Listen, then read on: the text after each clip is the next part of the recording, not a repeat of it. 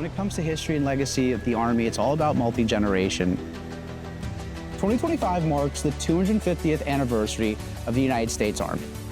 And what better way to learn about that rich history and the legacy than here at Fort Knox in Kentucky? I guess maybe the only thing better than that is to do it in a 2025 C8 Corvette, which, by the way, happens to be built about an hour and 20 minutes away in Bowling Green, Kentucky. But if that wasn't enough, I'm really excited to be able to share this experience with my son, Casey. Casey, you ready to go? Let's go. All right, let's do it. Just over a century ago, Camp Knox was established as a World War I Army training camp, named after the first U.S. Secretary of War, Henry Knox. Fort Knox still remains a significant Army installation, hosting a range of units, including Recruiting Command and Reserve Aviation. One of the main reasons Casey and I are visiting Fort Knox is to learn about its history and the contribution of its soldiers. Naveed, it's great to meet you. Major, nice to meet you. Hey. Nice to meet you. Casey, nice to meet you. I'm Major Jeffrey Windmuller. I'm the Chief of Public Affairs for the Army Reserve Aviation Command, where we're standing out in front. And really on behalf of Brigadier General Roger Dean, our commanding general, I want to thank you for coming out here and learning a little bit about the history and what's so important to us here.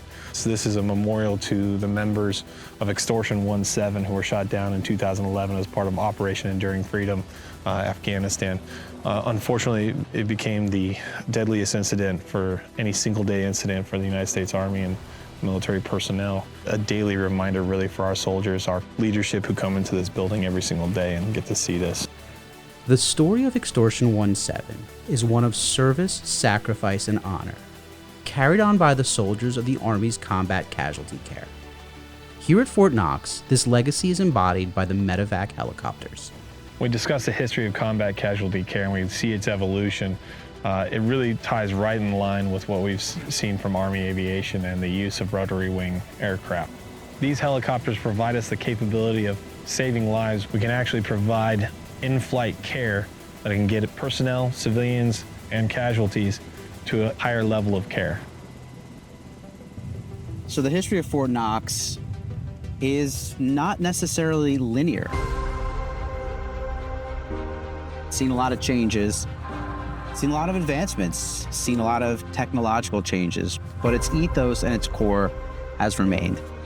But the connection to things like Corvette, America's sports car, and Fort Knox are that even as technology marches forward, that DNA of what makes the Army will remain. To get the chance to combine two things that I love, the military and aviation, is always a treat.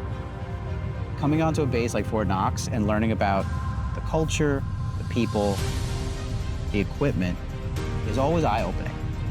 But the thing that is always a constant is no matter how technology changes, how the facilities or the institutions change, the constant is the DNA of the people, the ethos, their commitment to the institution, in this case, is 250 years old.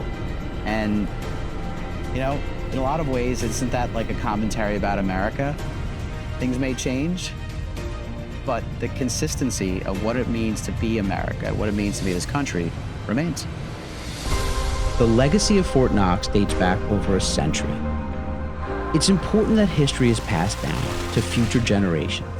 I love to travel with my son, and it means even more when we get to explore American history and understand how service and sacrifice connect to the life we enjoy today. Stories like Extortion 17 remind us that freedom isn't free, and that it's our duty as Americans to honor those who came before us.